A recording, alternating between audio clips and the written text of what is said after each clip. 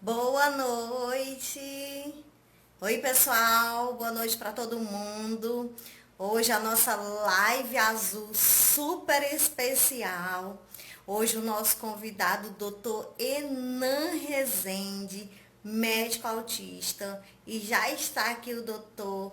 Vamos mandar convites, tá? Para todo mundo, convidar todos os amigos, os familiares, todo mundo aqui na nossa live, tá?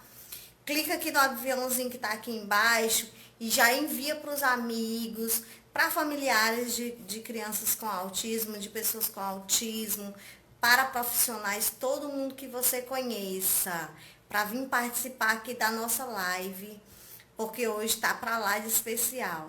Doutor Enan vai estar aqui com a gente, já está aqui, ele já vai entrar. Oi, Sônia, boa noite. Augusto, boa noite, Augusto. Seja muito bem-vindo.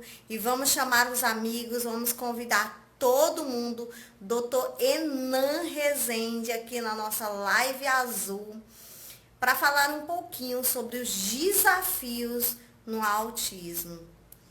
E ele que passou num dos cursos mais desejados, que é a medicina, mais concorridos, e hoje está aqui para conversar e bater esse papo com a gente. Oi, Cláudia, boa noite. Oi, Eudes, boa noite. Sejam todos muito bem-vindos.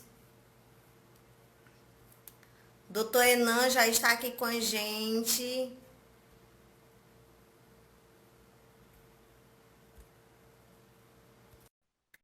Chamar aqui o doutor Enan. Boa noite. Boa noite, doutor. Tudo bem com você? Tudo, Jailane? E com você? Que bom. Tudo jóia. Doutor, vou pedir só para o senhor afastar um pouquinho o celular, porque tá cortando. Isso, tá ótimo agora. A imagem ficou perfeita. Gente, é uma honra ter o doutor Enan aqui. Muito obrigada, doutor, por ter aceito o meu convite. Fico muito lisonjeada, viu? Muito obrigada. E chegando muitas pessoas aqui. Ai, que lindo! O projeto Autismo na Escola aqui com a gente, Dona Érica, Daiane, muita gente legal. Doutor Enan, eu sou psicopedagoga e neuropsicopedagoga, então a maioria aqui dos meus seguidores são familiares de pessoas com autismo e profissionais da área, fonoaudiólogos, psicólogos, médicos. Então,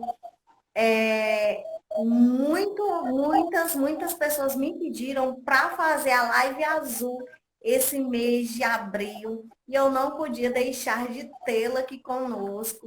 Muito obrigada mais uma vez por ter aceitado o meu convite. Eu que agradeço pelo convite, pela consideração. Muito obrigado por me convidar para participar da sua live. Doutor Enan, eu vou começar com uma pergunta que eu estou muito curiosa para saber. De onde surgiu a vontade de ser médico, doutor? Olha, a vontade de ser médico surgiu de um livrinho de primeiros socorros que estava no carro da minha mãe. Que quando eu tinha 10 anos de idade, eu peguei para folhear. Por causa que, assim, antigamente era. Hoje também ainda acho que era obrigatório ter um livro de primeiros socorros dentro do carro. Aí eu peguei, né, olhei e isso daí acabou me despertando a curiosidade e o interesse de ser médico. Mas assim, esse momento foi quando eu decidi ser médico, né?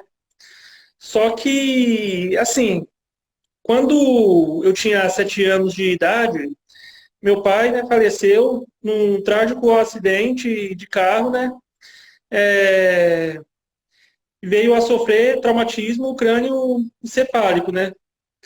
Aí nisso eu já fiquei curioso, né? Pensando, poxa, como será que ficou a cabeça do meu pai? Ele quebrou o crânio, Então, assim, eu falo que, de uma certa forma, a morte do meu pai acabou sendo o embrião para mim vir a querer fazer medicina mais para frente.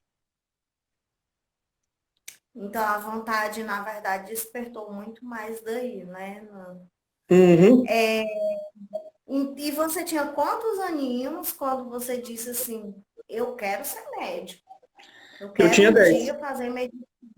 10 anos, uma criança tão pequena, mas já tinha certeza do que ele queria ser.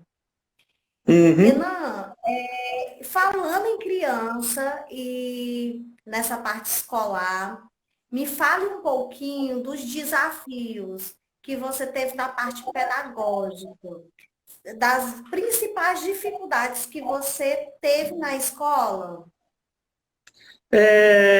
Assim, né? Desde criança, eu sempre fui muito literal. Sempre entendia as coisas de uma forma mais literal. E, assim, né? Não é criticando nenhum método pedagógico, longe de mim isso, mas, assim, para mim, o método construtivista não funcionou muito bem. Eu acabei me adaptando melhor, né, com o método tradicional. Aí, quando eu tinha 7 anos, né, logo depois que meu pai morreu, né, minha mãe me colocou numa escola que usava o método construtivista, né. Aí, assim, acabei não me adaptando muito bem.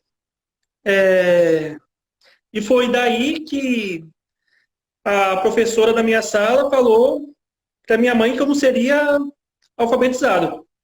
Eu lembro, né, que foi nessa época que a gente se mudou para Rondonópolis, né? Minha mãe me colocou aqui numa escola que usa o método tradicional e em pouco tempo eu já tava lendo. Aprendi a ler com 7 anos de idade. Vocês estão vendo, gente? Não existe, eu costumo dizer isso, doutor Enan, que não existe nenhum desafio dentro da pedagogia com as nossas crianças, por maior que sejam as dificuldades que a criança tenha, que nós profissionais não podemos ajudar. Então, um grande erro de um profissional é dizer que uma criança não consegue. Então, há muitas perdas quando isso acontece. Perdas emocionais também. A autoestima da criança fica muito abalada. Eu tenho certeza quanto a isso. E você teve dificuldade, como qualquer outra criança também tem. Porque antes da criança ter um diagnóstico de autismo, antes dela ser autista, ela é uma criança. E a criança não é um diagnóstico. Nós temos que ter um olhar diferenciado para os nossos pequenos, principalmente os professores em sala de aula. Tem que ter esse olhar diferenciado, tem que ter uma sensibilidade que vai muito mais além da leitura e da escrita. E eu sei o quanto a sua família te apoiou, não é, doutor Enan? O quanto a sua mãe, a dona Érica, é um grande apoio na sua vida, desde sempre. Isso é Você verdade. recebeu um diagnóstico há 2 anos, né, doutor Enan? Um diagnóstico que não foi de autismo. Foi por volta dos 3 ou 4 anos, né, eu recebi o diagnóstico de psicose infantil. Ah, 3 ou 4 anos. Uhum. Aham. Mas assim, né?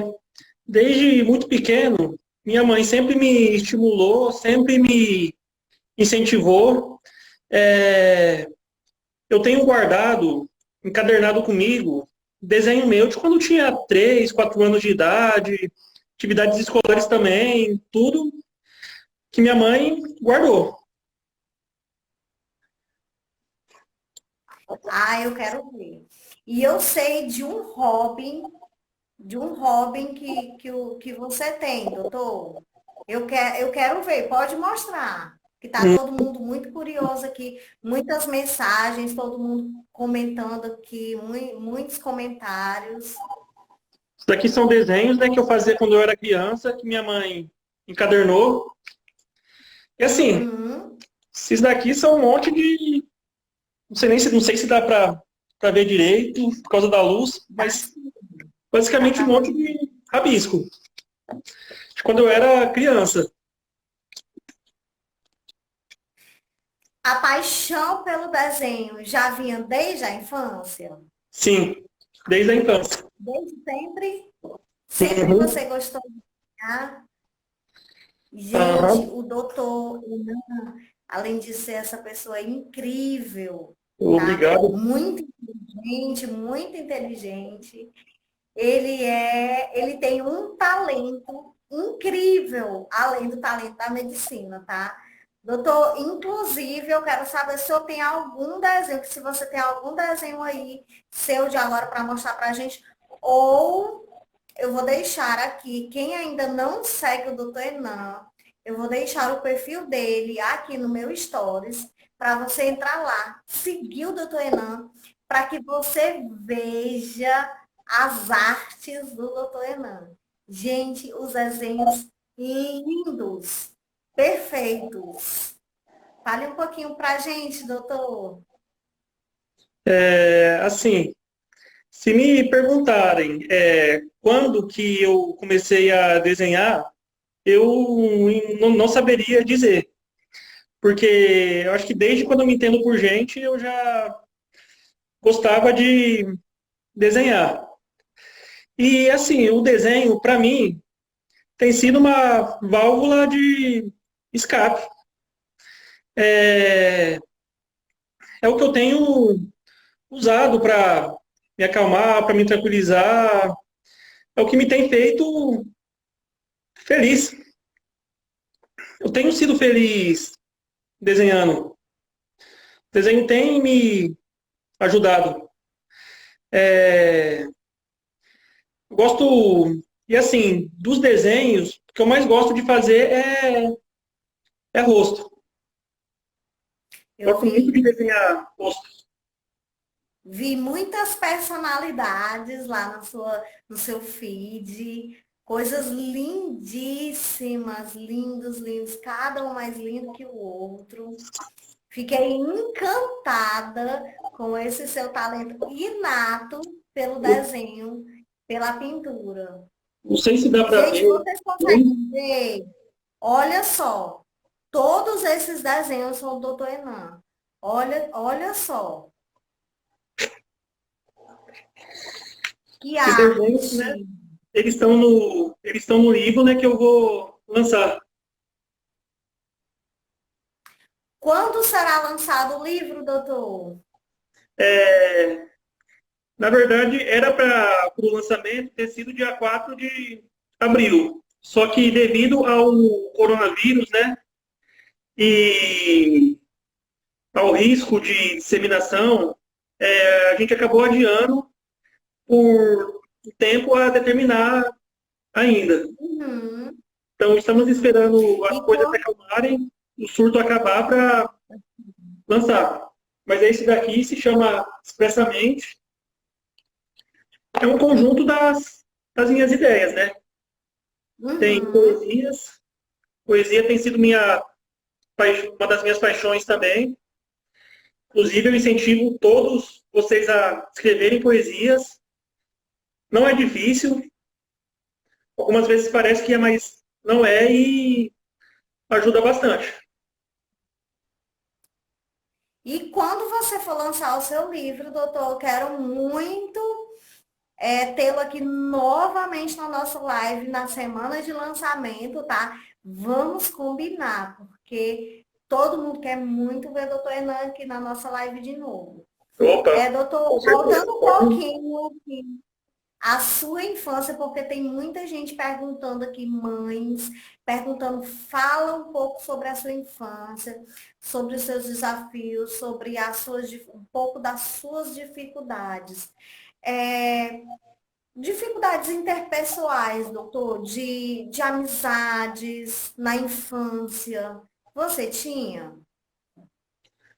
Olha, eu, apesar de tudo, eu cheguei a ter, sim, alguns amigos na infância. Não eram muitos, mas eu tive alguns. Eu sempre tive muita dificuldade na infância para me relacionar, para fazer amigos. E, assim, além disso, tinha um transtorno da fala. Eu tinha dislalia. Aí eu não conseguia pronunciar uma série de palavras. Inclusive o R brado, aquele que a gente faz no tratorzinho da língua, eu não conseguia falar de jeito nenhum.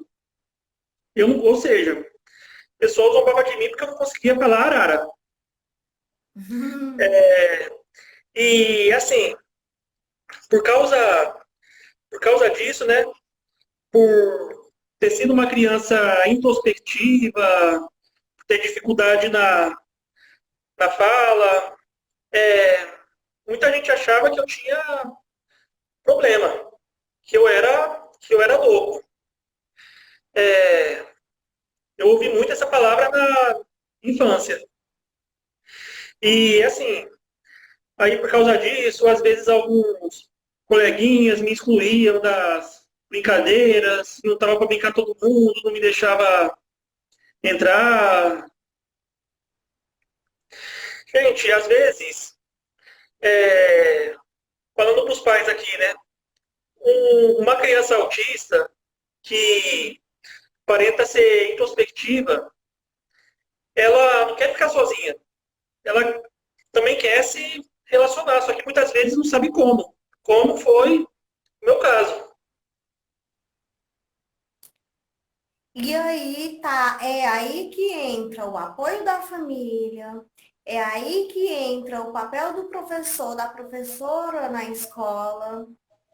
Muitas vezes aquela criança fica no cantinho e aí vem um adulto para fazer e para intermediar, para levar essa criança aos coleguinhas, para trazer os coleguinhas até essa criança. Então, a gente deve haver esse compromisso, eu digo até, eu uso essa palavra, esse compromisso do profissional, do adulto, da pessoa que está do lado, de intermediar, né, doutor Enan? Esse encontro da criança autista com os coleguinhas, de trazer os coleguinhas até essa criança e de fazer ela se sentir parte daquela equipe, daquele meio, daquele grupo. Uma pergunta, teve uma mãe que comentou aqui, meus dois filhos são autistas, eu recebi o meu diagnóstico aos 39 anos. Doutor Enan, e nós falamos aqui que você teve um diagnóstico entre 3 e 4 anos, mas que não foi de autismo. E acontecem muitos diagnósticos errados. Muitas vezes, né, a criança tem autismo e acontece um diagnóstico errado. E isso é muito prejudicial, porque atrapalha, atrasa o tratamento dessa criança, atrasa o desenvolvimento. Por quê? Porque não está sendo administrado as medicações corretas, não está sendo feito o tratamento correto para o autismo, para o grau de autismo dessa criança, dessa pessoa. Então, vai evoluindo algumas dificuldades que faz parte do transtorno e essa criança está só atrasando o desenvolvimento. Com quantos anos você teve o seu diagnóstico, doutor?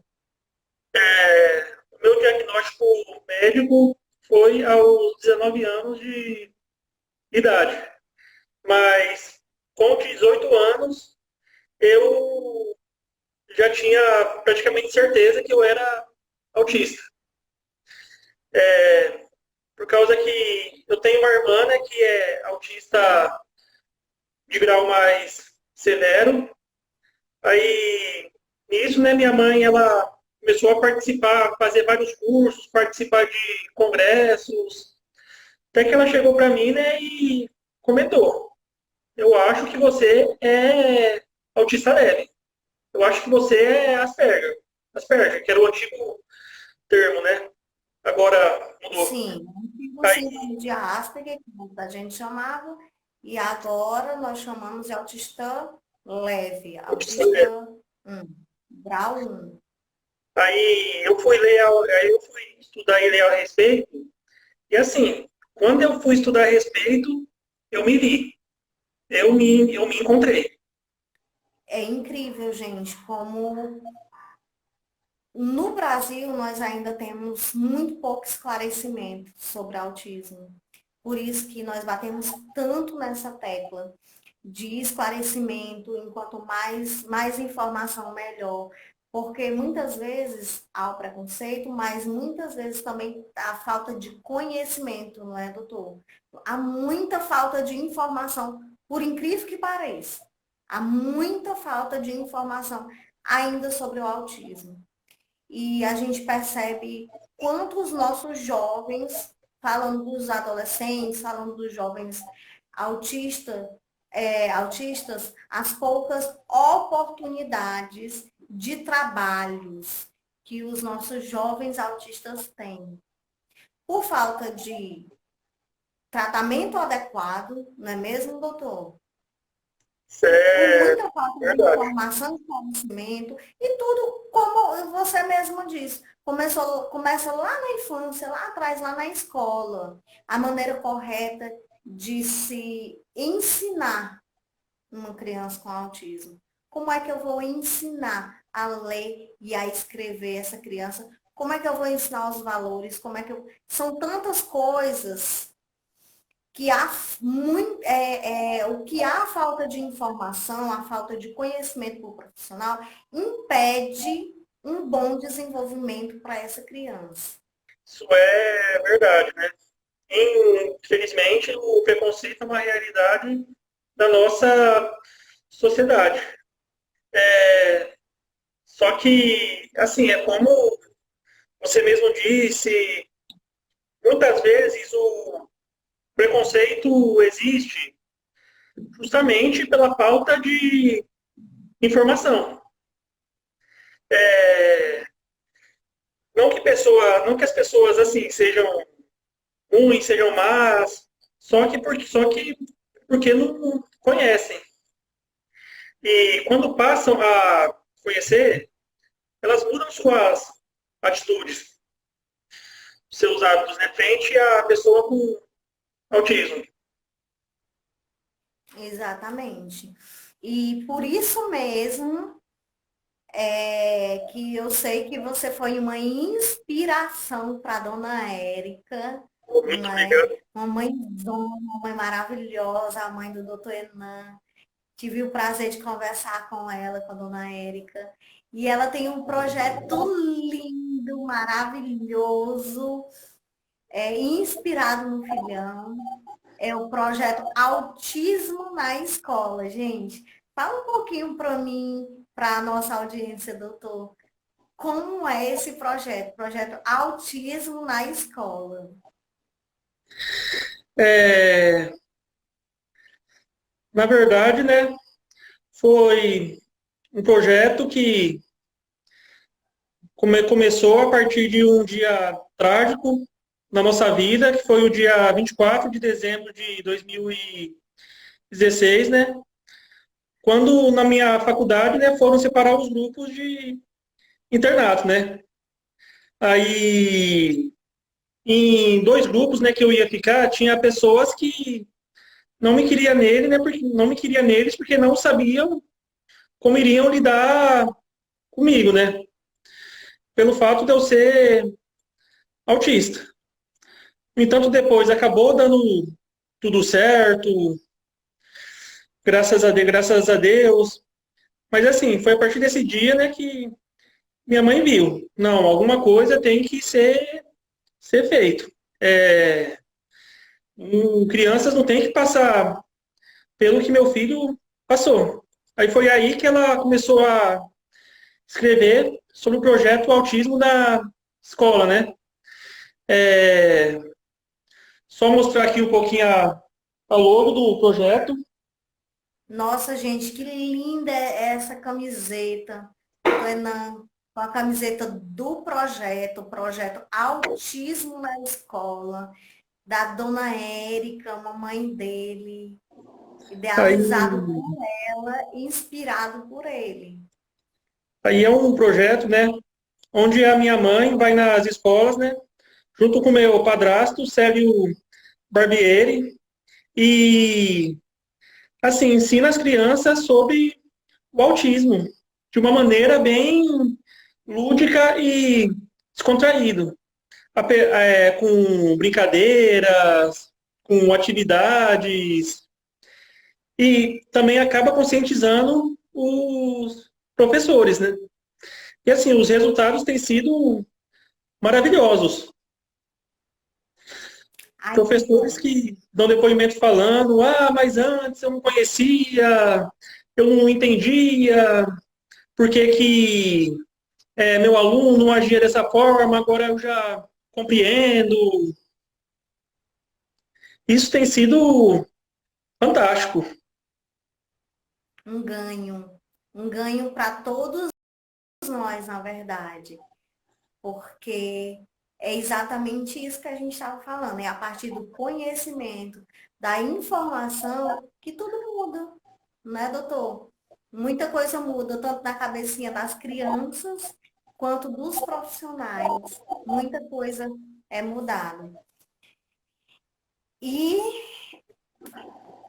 quanto o projeto, ele já está com quanto tempo, doutor, que ele acontece? Já tem uns. Já vai fazer uns. Já tem uns 3 anos. Uns 3 anos, nossa, gente, que maravilha, que coisa linda. 3 anos de projeto. Já pensou se todos os nossos estados do Brasil tivessem um projeto direto nas escolas explicando sobre o autismo? Esse Como é o seria? nosso, esse é o nosso maior objetivo, né? Queremos que se torne um plano de governo, Que maravilha. para que todos os professores sejam conscientizados, os alunos, por causa que, assim, preconceito é uma coisa que ninguém precisa sofrer. É, não justifica, não faz sentido. Essa realidade tem que mudar. Tem que mudar. Exatamente, tem que mudar. Aqui nas nossas redes sociais também, doutor, tanto lá no YouTube, no meu canal, quanto aqui no meu Instagram, quanto lá no meu Facebook, a gente também faz um trabalho assim bem forte na conscientização do autismo, porque nós acreditamos e levantamos muito forte a nossa bandeira por essa causa. E nós temos a certeza que quanto mais informação, quanto mais a conscientizar as pessoas sobre o autismo, sobre o que é o autismo, sobre os tratamentos, sobre tudo, como trabalhar a criança na escola. Eu, como psicopedagoga e neuropsicopedagoga, falo muito de educação, de como construir esses projetos dentro das escolas também, dentro da sala de aula, para que as nossas crianças com autismo sejam muito mais bem acolhidas, que eu acho que essa é a palavra mais correta, né? Que as escolas hoje devem sim, mais do que nunca, acolher as nossas crianças com autismo, acolher as famílias, porque as famílias também precisam ser acolhidas. Com certeza. Desde o diagnóstico, né, doutor Enan? Desde o diagnóstico, como sua mamãe mesmo, dona Érica, falou. Eu tenho certeza, meu filho, que você tem autismo. Eu vi algumas palestras, eu estou estudando, eu tenho certeza que você tem autismo. Então, não é fácil para uma mãe, não é fácil para um pai, não é fácil para nenhum familiar receber o diagnóstico de autismo.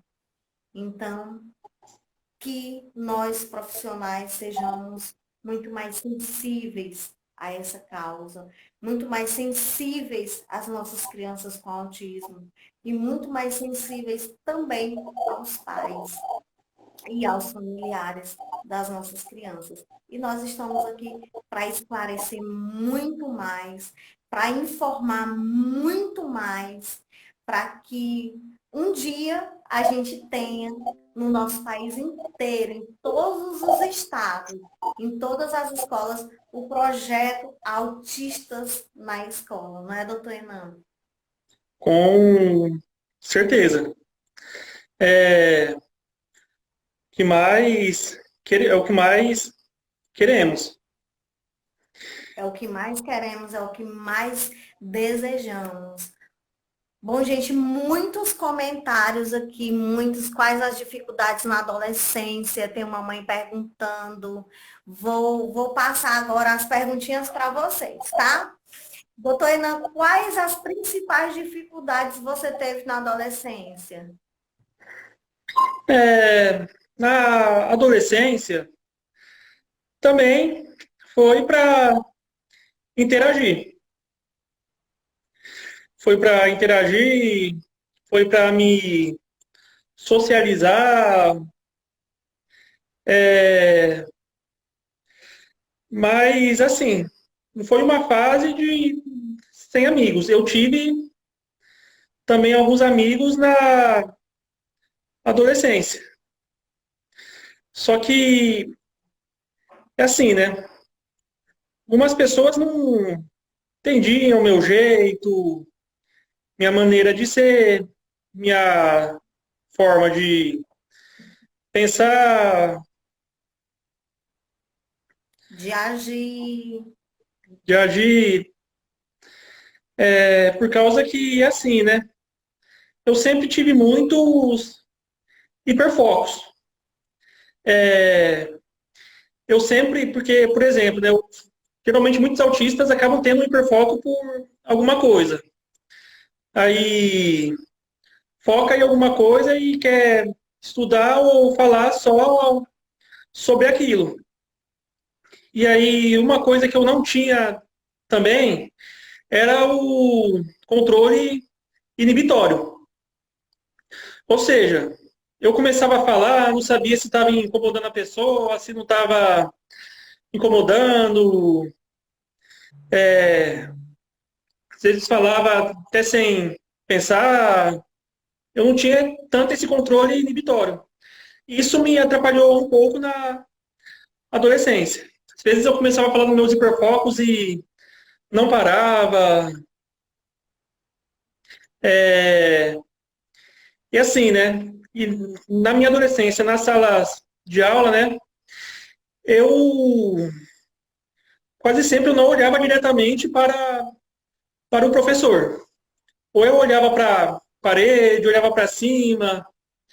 Só que eu prestava atenção na aula toda, só não olhava para os professores. E alguns professores não gostavam disso. Achavam que eu não estava prestando atenção na aula, que eu estava distraído. E às vezes até comentava com minha mãe nas reuniões dos pais. Isso daí. Você falou em hiperfoco. Você ainda tem hiperfoco, doutor? Tenho. Tenho, só que não chega a ser só um hiperfoco, né? Acabam sendo vários hiperfocos. E assim, né, em diferentes fases da minha vida, né, eu tive hiperfocos diferentes. É, e assim, né, no ensino fundamental, no ensino médio, meu hiperfoco era história. Eu amava história. E assim, história é um assunto que eu amo até hoje. Até hoje eu leio sobre história e na faculdade e a neurologia é neurocirurgia. Sempre gostei muito de neuro. Tanto que eu tô, quando a gente está trabalhando, estou estudando para tentar tentando a residência de neurocirurgia, que é o meu sonho. Bom, gente, vocês estão me ouvindo direitinho? Caiu, Estou desconectou ouvindo. aqui. Pronto, que bom, doutor. Me desculpe, desconectou aqui, caiu, mas graças a Deus voltou. Bom, gente, essa live é maravilhosa, viu? Muito boa. Todos os pais aqui falando, participando, muitos pais, doutor Enan, falando aqui o quanto você é uma inspiração. E é exatamente isso. Muita gente dizendo que ele admira muito. E eu, como eles, também sou uma admiradora, tá? Muito obrigado pelo carinho. Então, doutor Enan Rezende, médico autista, e superou muitas dificuldades, não tenho dúvida nenhuma, não é, doutor? Passou por muitos obstáculos, mas tá aqui um grande exemplo, doutor Enan, e queridíssimo, e já está super convidado para mais uma live aqui com a gente. Quando for lançar o seu livro, doutor, quero o senhor em outra live aqui com a gente, por favor, tá? Pode contar E comigo. o nosso público agradece de coração. Muitas mães, muitos familiares de crianças com autistas que às vezes ficam me perguntando assim: Gelane, como é que meu filho vai ser? Ele vai conseguir se desenvolver bem? Meu filho um dia vai conseguir chegar à faculdade? Gente, está aqui um exemplo, tá vendo? Esse é um grande exemplo. Doutor Enan Rezende. Meu muito obrigada, doutor.